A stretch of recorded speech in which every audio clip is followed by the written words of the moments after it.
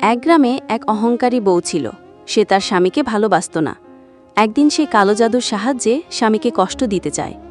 গভীর রাতে সে অন্ধকারে যন্ত্রণা ছড়ায়, কিন্তু সৃষ্টিকর্তা সব দেখছিলেন। আল্লাহ রাব্বুল আলামিন সেই পাপ দেখে অত্যন্ত রাগান্বিত হন। হঠাৎই সেই নারীর শরীর পরিবর্তন হতে থাকে। সে একটি কালো মাকড়সায় রূপ নেয়। পরদিন লোকেরা দেখতে পায় সেই বউ আর মানুষ নেই, এক বিশাল মাকড়সা ঘরের কোণে বসে আছে। সবাই আতঙ্কে চিৎকার করে।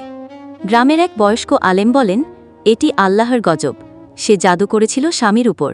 এই ঘটনা দ্রুত ছড়িয়ে পড়ে। বহু মানুষ এসে তা দেখে। তাদের চোখে জল চলে আসে।